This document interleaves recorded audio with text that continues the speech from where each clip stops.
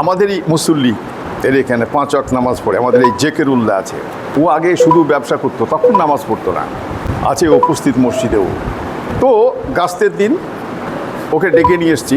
তা আমি ওকে একটা কথাই জিজ্ঞেস করলাম, এই সূরা হাসরের এইখান থেকে তফসিরের একটা কথা, যে আজকে তো তুমি সবজি বিক্রি করলে, তোমার পেটের চিন্তাটা আজকের হয়ে গেল, কিন্তু আজকে যদি তোমাকে আখেরাতে যেতে হয়, তাহলে আখেরাতের মালটা কি সঞ্চয় করলে, সেটা কই?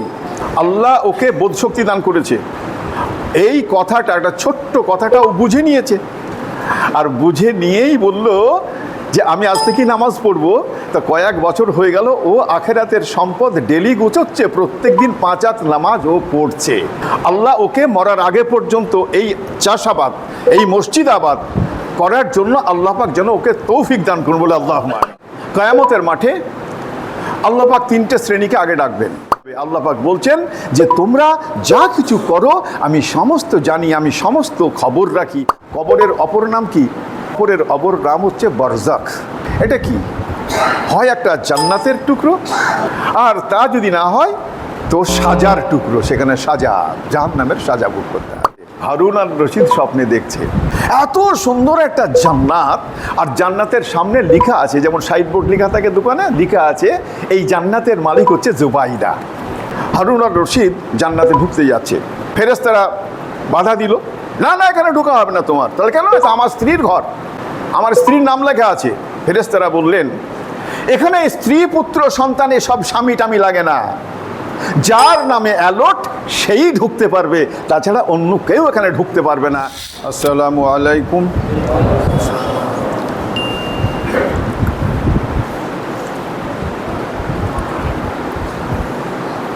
আউযু বিল্লাহি মিনাশ শাইতানির রাজিম। বিসমিল্লাহির রহমানির রহিম। সুবহানাকা লা ইলমা লানা ইল্লা মা আল্লামতানা ইন্নাকা আনতাল আলিমুল হাকিম। বিসমিল্লাহির রহমানির রহিম। রব্বি ইশরাহ লি সাদরি ওয়া ইয়াসসির লি আমরি ওয়াহলুল উকদাতাম মিন লিসানি ইয়াফকাহু কাওলি। আলহামদুলিল্লাহি কাফা ওয়া সালামুন আলা ইবাদিহিল্লাযিনা ইসতাফা ফা আম্মা বাদ। সমস্ত প্রশংসা গুণকীর্তনে আল্লাহ পাকের জন্য, যে আল্লাহ পাক আমাদের জুমার ঘরে জামায়াত হওয়ার তৌফিক দান করেছেন। আর এই জুমার মজলিসে আল্লাহ পাকের যে সমস্ত হুকুম আছে সেই হুকুমগুলো তামিল করার জন্য আমাদের তৌফিক এনায়েত করেছেন। আমরা সে কারণে আল্লাহর প্রশংসা কীর্তন করি, বলি আলহামদুলিল্লাহ। তাজেদারে মদিনা দুলালে আমিনা সৈয়দুল আউয়ালিন ওয়াল আখিরিন ইমামুল আম্বিয়া হযরতে মুহাম্মদ সাল্লাল্লাহু আলাইহি ওয়াসাল্লাম। আল্লাহ পাক এই মহামানবকে আমাদের মাঝারে পাঠিয়ে জান্নাত যাওয়ার উপকরণ, জাহান্নাম থেকে বাঁচার উপকরণ, এগুলো শিক্ষা দিয়েছেন। চলার পথে ত্রুটি বিচ্যুতি যদি হয়ে যায় দুনিয়াতে, তো আল্লাহ পাক তাকে এ অধিকার দিয়েছেন যে যারা আমরা আল্লাহ, আল্লাহ রসুল এবং সাহাবাদের উপরে পূর্ণাঙ্গ ঈমান এনে চলার চেষ্টা করেও ত্রুটি বিচ্যুতি হয়েছে, তো তাদেরই জন্য আল্লাহ নবী কিয়ামতের মাঠে আমাদের জন্য সুপারিশ করবেন। এই সুপারিশের অধিকারটা আল্লাহ নবী সাল্লাল্লাহু আলাইহি ওয়াসাল্লামের উপরে রেখেছেন, আর আমাদের জন্য তিনি সুপারিশ করবেন। সে কারণেই আল্লাহ পাক এত মর্তবা দান করেছেন, বলেছেন আমি আমার নবীর উপরে রহমত বর্ষণ করি, ফেরেশতাদের হুকুম করেছি তারা দরুদ সালাত করে, আর মুমিন মানুষেরা তোমাদেরকে ফরমাইশ করি তোমরা এই নবীর নামে দরুদ সালাত পাঠাতে থাকো। আয়াতের উপরে আমল করতে গিয়ে সকলেই বলি সাল্লাল্লাহু আলাইহি ওয়াসাল্লাম। এরকম হাজার হাজার কোটি কোটি দরুদ শান্তির দ্বারা আমাদের ওই নবীর প্রতি বর্ষিত হোক, বলি আল্লাহুম্মা আমিন। গত জুমাতে কি বলছিলাম? শিক্ষার কথা বলতে বলতে একটা আয়াতের অর্ধেক হয়েছিল। শুরু করেছিলাম 7টা আয়াত বলবো বলে, হবে পর পর পর পর। সূরা হাশর থেকে 18 নম্বর আয়াত ছিল কি? বিসমিল্লাহির রহমানির রহিম। ইয়া আইয়ুহাল্লাযীনা আমানুত্তাকুল্লাহা ওয়াল তানজুর নাফসুম মা তাকাদ্দামাত লিগাদ ওয়াত্তাকুল্লাহ। ইন্নাল্লাহা খাবিরুম বিমা তা'মালুন, এই আয়াতটির অর্ধেকটা হয়েছিল। খুব অর্থবোধক। আমরা যদি এটা শুনে আমল করতে পারি, তো আল্লাহ পাককে যদি সন্তুষ্ট করতে পারি, তো আল্লাহ পাক আমাদের প্রতি সন্তুষ্ট হয়ে যাবেন। আর আল্লাহ পাক যদি আমাদের প্রতি সন্তুষ্ট হয়ে যান, আমাদের স্থানটা কোথায় হবে? কোথায় হবে স্থান? আল্লাহ যদি সন্তুষ্ট হন তাহলে কোথায় হবে স্থান? জান্নাতে স্থান হবে আর কি। তো আল্লাহ পাক যা এই আয়াতের মধ্যে আমাদের ফরমাইশ করেছেন, হুকুম করেছেন বা শিক্ষা দিয়েছেন, এই শিক্ষাটা আমরা মেনে চলতে পারি। আল্লাহ যেন আমাদের তৌফিক দিন সকলকে, বলে আল্লাহুম্মা আমিন। তো আল্লাহ পাক বললেন যে আগামী কালের জন্য, অর্থাৎ কিয়ামতের জন্য কি তোমরা দুনিয়াতে থেকে কিছু পাঠাচ্ছ? এরই ব্যাখ্যা ছিল। তো কিয়ামতের ব্যাখ্যা ছিল প্রথমে, যে কিয়ামত আগামী কাল একটা দিন যেমন আসবে, কিছুক্ষণ পরে যেমন রাত্রি আসবে অবধারিত, তো কিয়ামতও অবধারিত আসবে, এইটা নিয়ে ব্যাখ্যা ছিল। তারপরে কি ছিল? যে কি করে পাঠাতে হয়। এইখানে একটা জিনিস এবার বুঝে নিতে হবে, কিয়ামত আসবে, এটা অত্যন্ত সত্য কথা, যা ব্যাখ্যা গত জুম্মাতে হয়েছে। এবারে বলি যে কিয়ামত কয় প্রকার, এটা বুঝতে হবে। কিয়ামত দুই প্রকার। কিরকম দুই প্রকার? একটা হচ্ছে যে আল্লাহ পাক যে দিনকে, কিয়ামতের দিন নির্ধারণ করে রেখেছেন, আল্লাহ পাক যত তার সৃষ্টি বস্তু আছে সমস্ত সৃষ্টিকে সেদিনকে একত্রিত করবেন, তার হিসেব নিকেশ হবে, সেটা হচ্ছে একটি কিয়ামত। আর মানুষ তার কর্মজগতে এসে তার কর্ম করার পরে তার যখন এই দুনিয়াতে থাকার মেয়াদটা শেষ হয়ে যায়, আল্লাহ পাকের ডাকে সাড়া দিয়ে তাকে যখন এই জগৎ থেকে পরজগতে স্থানান্তরিত হতে হয়, ট্রান্সফার হতে হয়, তো এই জগতে কি কাজ করেছে না করেছে সেইটাকে নিয়ে তার মরার পরে পরেই তার কিয়ামত শুরু হয়ে যায়। এইটাকে মনে রাখতে হবে। আমরা কবরে রেখে আসি, কবরের অপর নাম কি? কবরের অপর নাম হচ্ছে বারজাখ। এটা কি? হয় একটা জান্নাতের টুকরো, আর তা যদি না হয় তো সাজার টুকরো, সেখানে সাজা, জাহান্নামের সাজা ভোগ করতে হবে।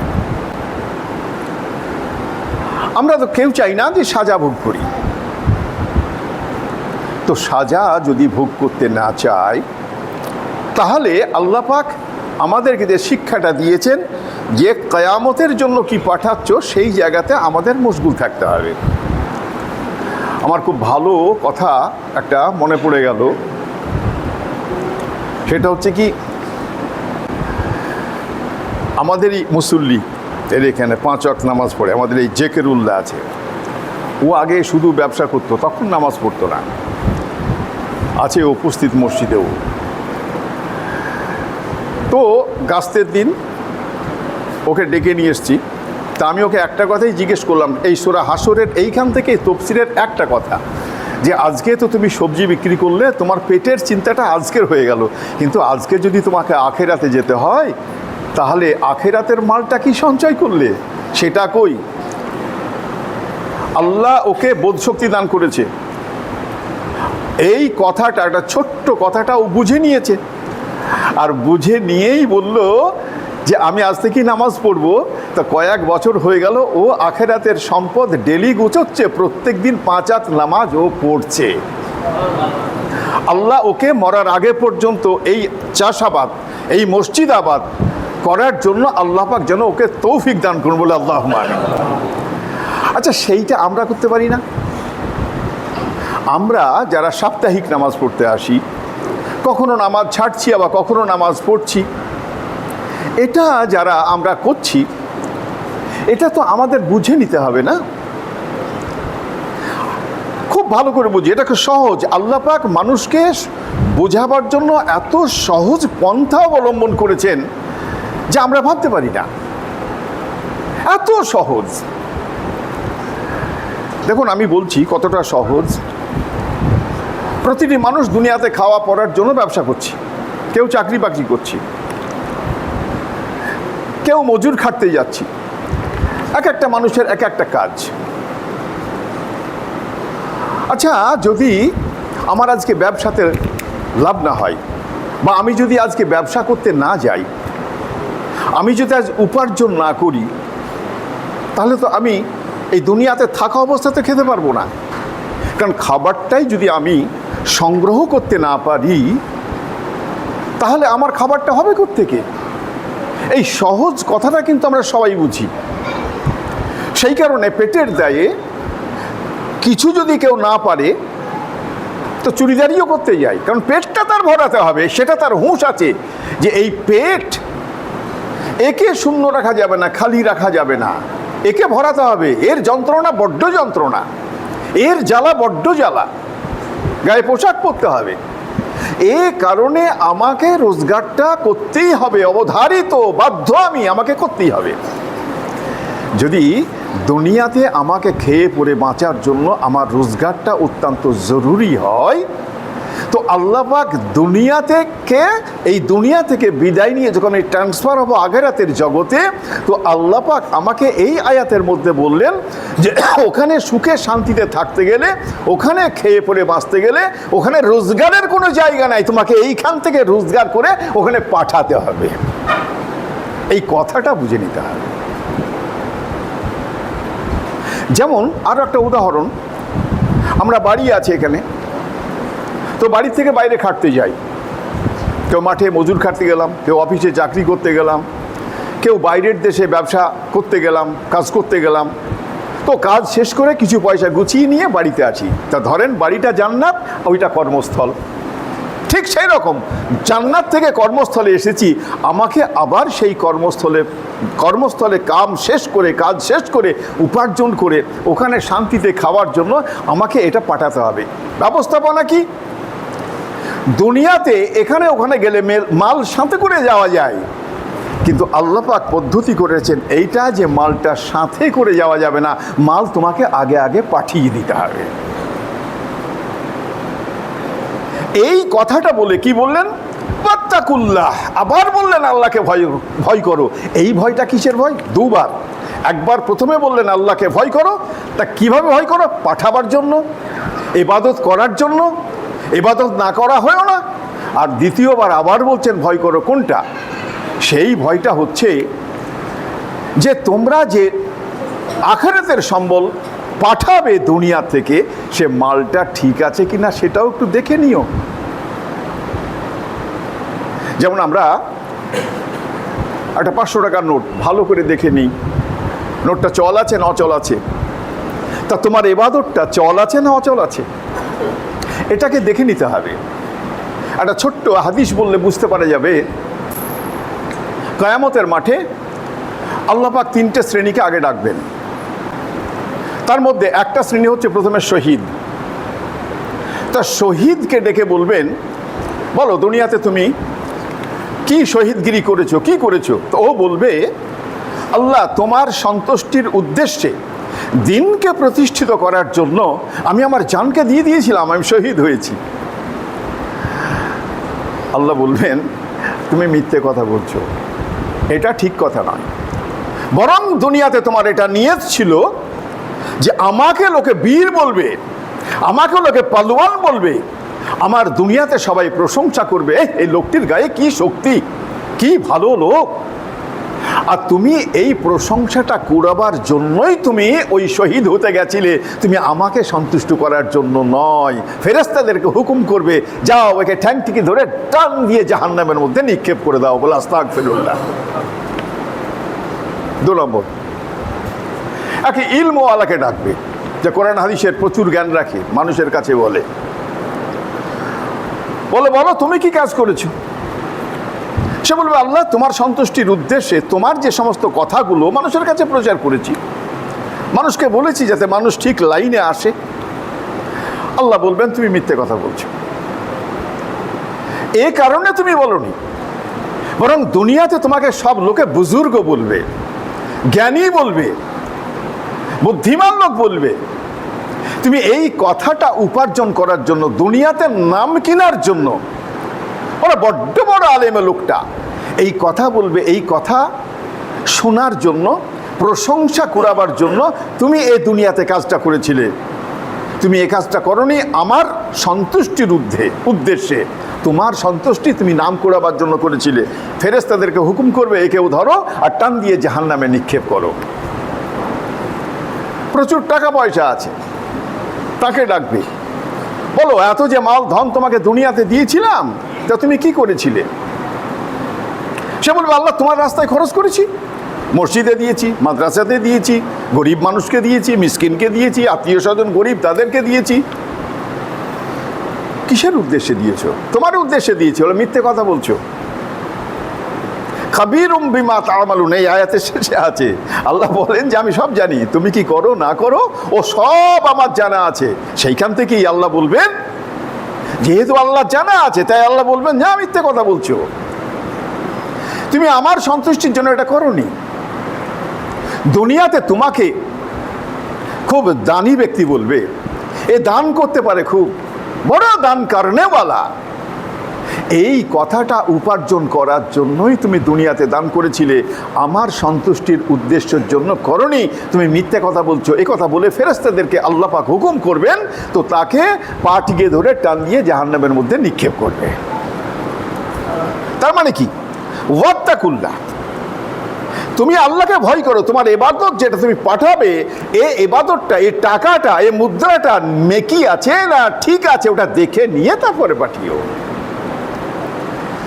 ইবাদতের মধ্যে যেন আমার কোনো গোলমাল না থাকে।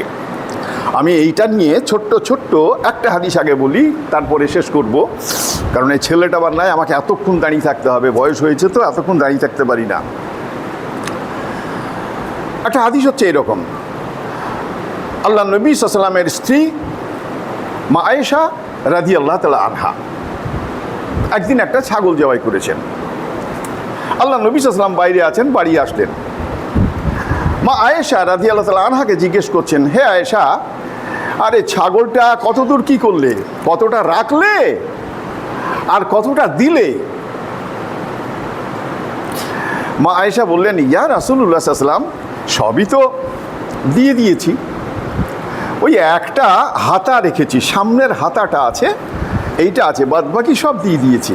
আল্লাহ নবী সাল্লাল্লাহু আলাইহি ওয়াসাল্লাম বলেছেন, না তুমি সব দাওনি, বরং ওই সবটা তুমি রেখে দিয়েছো। তুমি কিয়ামতের মাঠে আখিরাতের জন্য আমরা সবটা তুমি পাঠিয়ে দিয়েছো, ওটা তোমার আছে। আর তুমি যে হাতাটুকু রেখেছো ওটা তুমি খাবে তো পায়খানা হয়ে বেরিয়ে যাবে, ওটাতে তোমার কোনো কাজ আসবে না, ওটার কোনো হিসেব নিকেশ নাই, বরং যেটা তুমি রেখেছো ওটা তুমি কিয়ামতের মাঠে পেয়ে যাবে। একটা ছোট্ট কথা বলি, শেষ করি। হযরত হারুন আল রশিদ নাম শুনেছেন তো সব, ইরাকের বাদশাহ।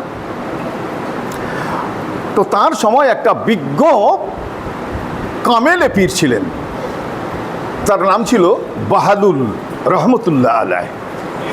তিনি রাজদরবারে যেতেন, প্রচুর ঘটনা আছে, আমি ওইখান থেকে ছোট্ট একটা ঘটনা বলছি। তো বাহালুল একদিনকে সমুদ্রের পাশে বালি দিয়ে ঘর তৈরি করছে।